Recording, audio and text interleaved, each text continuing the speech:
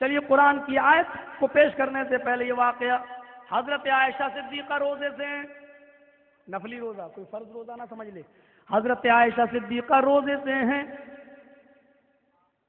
ایک روٹی ان کے پاس رکھی ہوئی ہے، ایمان کا اثرات دیکھیے، ایک روٹی ان کے پاس رکھی ہوئی ہے،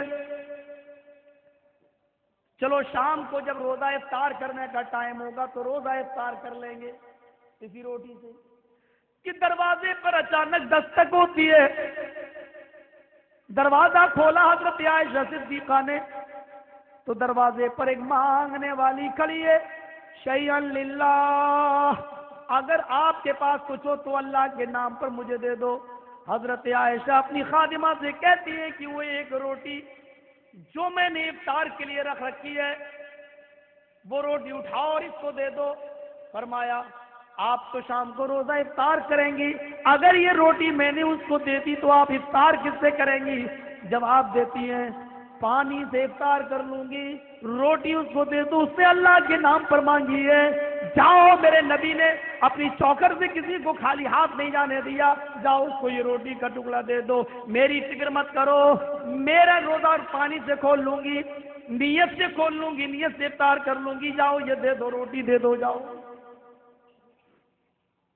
اپنے اوپر غیروں کو ترجیح دینا اور انفاق کا ایسا جذبہ کہ ایک روٹی وہ بھی افطار کے لیے، لیکن دروازے پہ کوئی سائل آ گئی تو اس کو وہ روٹی دے دی، شام کو افطار کیسے کریں گی؟ اس کو اللہ کے توکل پر، اللہ کے بھروسے پر چھوڑ دیا۔ آیت نازل ہوتی ہے من ذا الذی یقرض اللہ قرضا حسنا، کون ہے جو اللہ کو قرض حسنا دے؟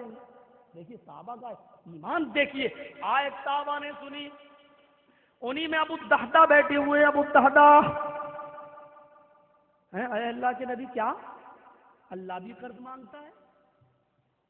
من ذا الذی یقرض اللہ قرضا حسنا، کون ہے تم میں سے جو اللہ کو قرض حسنا دے؟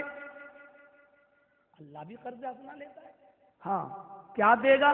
صحابہ کا اور نبی کا سوال جواب، کہ تم دنیا میں اللہ کو قرض حسنا دو گے تو اللہ اس کے بدلے میں تمہیں جنت دے گا۔ اے اللہ کے نبی تو گوا رہی ہے، میرے دو باغ ہیں، ایک مدینے میں اوپر حصے میں اور ایک نیچے حصے میں، ایک نشیبی حصے میں، ایک بلندی والے حصے میں، ایک اوپر بالائی حصے میں، ایک نشیبی نیچے حصے میں، میں دونوں باغ اللہ کو قرض حسنا دے رہا ہوں۔ اللہ کے نبی نے فرمایا کہ اور تمہارا ذریعہ معاش کیا ہے؟ کہا اللہ کے رسول انہی باغوں میں کھجور کی پیداوار ہوتی ہے اور اسی کو بیچتا ہوں بازاروں میں اور وہی میری انکم ہے۔ اللہ کے نبی فرماتے ہیں اگر دونوں باغ تم اللہ کو قرض حسنا دے دو گے تو پھر تم کیا کماؤ گے، تم کیا کھاؤ گے؟ اس لیے اپنے ہاتھ بھی مت کاٹو، ایک کام کرو کہ ایک باغ تم اللہ کو قرض حسنا دے دو اور ایک باغ اپنے بیوی اپنے بچوں کی گزر بسر کے لیے رکھ لو۔ ہاتھ کاٹنے والا کوئی کام نہیں بتایا اللہ کے رسول نے کہ سب کچھ کر لو اور تم ایک جگہ بیٹھ جاؤ، اللہ ہوں اللہ ہوں اللہ ہوں، الٹے جوتے سے مارو اسے، کمینے کوئی آرام خور ہے یہ۔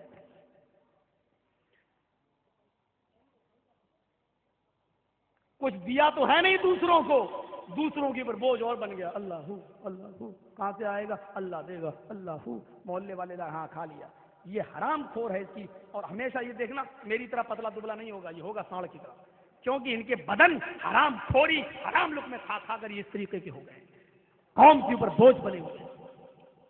اسلام تو سب سے اچھا دن جمعے کا دن بتلاتا ہے، جمعے کے دن جمعے کی نماز، جس کے لیے اتنا زبردست حکم بھی ہے کہ اذا نودی للصلاۃ من یوم الجمعہ، جب جمعے کے لیے اذان کی آواز آ جائے تو اب تمہارا کمانا حرام، تمہاری روزی روٹی حرام، اذان کے بعد کوئی بزنس نہیں کر سکتے ہو، بھاگو، فسعوا الی ذکر اللہ، ذکر سے مراد نماز، تو تم نماز جمعے کے لیے نکل جاؤ۔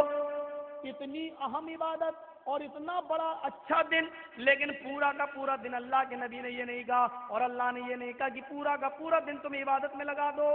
فرمایا فَإِذَا قُضِيَتِ الصَّلَاةُ فَانتَشِرُوا فِي الْأَرْضِ، اور جب جمعے کی نماز پڑھ لو تو اب مسجد میں مت بیٹھو، تو نے کتنی زمین لے لی، میں نے اتنی لے لی، تو نے کتنی لے لی، تو نے کتنا مال بیچا، کچھ نہیں. اب جب نماز پڑھ لی کیا کرو؟ فانتشروا فی الارض، زمین میں پھیل جاؤ. وابتغوا من فضل اللہ، اللہ نے جو رزق حلال اتارا ہے تم اس کو تلاش کرو، تم حلال روزی تلاش کرو، اپنی بیوی بچوں کے لیے کمانے میں لگ جاؤ. پورا کا پورا دن جمعے کا بھی عبادت کے لیے منتخب نہیں کیا. فرمایا نماز پڑھو، نکلو جاؤ اور کماؤ. بالفاظ دیگر حرام خور مت بنو، قوم کے اوپر مصیبت مت بنو، قوم کے اوپر بوجھ مت بنو. دیکھ رہے ہیں آپ؟ تو کہا اللہ کے رسول میرے 2 باغ ہیں، ایک آپ کہہ رہے ہیں دے دو، تو ٹھیک ہے آپ بتائیے میں اوپر والا دے دوں یا نیچے والا دے دوں؟ فرمایا یہ تو تمہارا معاملہ ہے، تمہیں جو اچھا لگے وہ دے دو، تم جو چاہو وہ دے دو. تو حضرت ابو دہدہ کہہ رہے ہیں کہ کون سا دوں، یہ دوں کہ وہ دوں؟ پھر سوچنے لگے. قرآن کی آیت لن تنالوا البر حتى تنفقوا مما تحبون، تم نیکیاں اس وقت تک نہیں پا سکتے جب تک کہ اس چیز کو اللہ کی راہ میں خرچ نہ کرو جو تمہیں زیادہ محبوب ہو، جو تمہیں زیادہ پسند ہو. جب تک اس چیز کو اللہ کی راہ میں نہیں دو گے تم نیکی نہیں پا سکتے. تو کہنے لگے مجھے جو سب سے زیادہ پسند ہوگا وہی دینا چاہیے. بالائی باغ جو اوپری حصے میں تھا، مدینے کے اوپری حصے میں، بالائی حصے میں، فرمایا اللہ کے رسول وہ پورا کا پورا باغ میں نے اللہ کو قرض حسنہ دے دیا. جانتے ہیں آپ اس باغ میں کتنے کھجوروں کے درخت تھے؟ نوٹ کرو میرے بھائیوں، اس باغ کے اندر 600 کھجوروں کے درخت بالکل تیار تھے جو کٹنے والے تھے اور بازار میں فروخت ہونے والے تھے. ایک درخت نہیں، 2 درخت نہیں. آپ بہار بنگال میں چلے جائیں اور آپ بنگال کے اس علاقے میں چلے جائیں، مالدہ کے آگے شمسی کے سائڈ میں جہاں جون اور مئی کے مہینے میں آم کی فصل ہوتی ہے، ایک آدمی کے 10-10 20-20 درخت ہوتے ہیں آم کے، اس سے زیادہ نہیں. لیچی کے یہ درخت ہوتے ہیں اس سائڈ میں. یہاں ایک باغ اور اس باغ 2 باغ اور ایک باغ میں 600 کھجوروں کے درخت اور فصل پوری طرح تیار کٹنے والی. ایسے موقع پر ایک درخت کو اللہ کی راہ میں قرض حسنہ نہیں دیا، پورا کا پورا باغ ماں زمین کے اللہ کی راہ میں وقف کر دیا. جاؤ میں نے وہ پورا کا پورا باغ دے دیا. باغ کو اللہ کی راہ میں وقف کیا، دیا، قرض حسنہ دیا. اور یہ کہہ کر وہ نکلے اللہ کے نبی کے دربار سے، اپنے گھر پہنچے. گھر میں تالا لگا ہوا دیکھا، پڑوسیوں سے پوچھا تو پتہ چلا کہ تمہاری بیوی تو باغیچے میں گئی ہے، اسی باغ میں گئی ہے. اب یہاں منظر دیکھنے کے لائق ہے، ان کی بیوی اور بچے باغ میں گئے ہوئے تھے اور اسی باغ میں گئے ہوئے تھے جس باغ کو انہوں نے اللہ کو قرض حسنہ دیا ہے. اسی باغیچے کے اندر بیوی بھی اور بچے بھی. بچے کھجوروں کے پیڑوں سے کھجور توڑ توڑ کے کھا رہے ہیں اور کچھ کھجوریں پیڑ سے توڑ توڑ کر اپنی جیبوں میں بھر رہے ہیں. حضرت ابو دہدہ اس باغیچے کے قریب جاتے ہیں. اب اس باغیچے کے اندر داخل نہیں ہو رہے ہیں کیونکہ اب یہ میرا باغیچہ نہیں ہے تو میں اس کے اندر داخل کیسے ہو جاؤں. باغیچے کے باہر کھڑے ہیں اور چیخ کر کہتے ہیں آئے میری بیوی، جلدی سے اپنے بچوں کو لے کر باغیچے سے باہر نکلو، جلدی سے باہر نکلو. اب یہ باغ میرا نہیں ہے، اب یہ باغیچہ میرا نہیں ہے، اب یہ درخت میرے نہیں ہے. بیوی ڈر گئی، بہل گئی، چیختے ہوئے سوال کرتی ہے اے میرے ہسبینڈ، اے میرے شوہر، کیا ہوا؟ اس باغیچے پر کسی نے قبضہ کر لیا؟ کوئی ظالم نے ہڑپ کر لیا؟ کیا اس باغیچے کو دبا لیا یا آپ نے بیچ دیا؟ فرمایا اے میری بیوی، نہ تو کسی نے ظلمن لیا ہے، نہ قبضہ کیا ہے، نہ میں نے بیچا ہے. آئے میری بیوی سوالو جواب گھر پہ کر لینا، جلدی نکلو. میں نے اس باغیچے کو پورا کا پورا باغ میں نے اللہ کو قرض حسنہ دے دیا ہے، میں نے پورا کا پورا باغ صدقہ و خیرات کر دیا ہے، میں نے اللہ کو قرض حسنہ دے دیا ہے. بیوی جیسے اپنے بچوں کو لے کے باہر نکلی، فرمایا اے میرے شوہر اللہ آپ کو جزائے خیر دے. آج کل کی طرح نہیں تھی. یہ کیوں لائے؟ کیا کیا؟ اس کو دے دیے اتنے روپے؟ ارے اتنے میں تو 10 پیکٹ فیئر اینڈ لولی آ جاتی. کیا کیا تم نے؟ اتنا دینے کی کیا ضرورت؟ 100-200 روپے دے دیتے، 100-200 روپے بچوں کو کوئی کھلونا لے آتے. ایسی نہیں تھی. کہتی ہے میرے شوہر اچھا کیا، بہت اچھا کام کیا، آپ نے اللہ کو قرض حسنہ دے دیا. چلیے۔ فرمایا بیوی یہ بچے کیا کھا رہے ہیں؟ فرمایا کھجور اسی باغ کے ہیں، کچھ کھجوریں انہوں نے اپنے جیبوں میں بھی بھر لی۔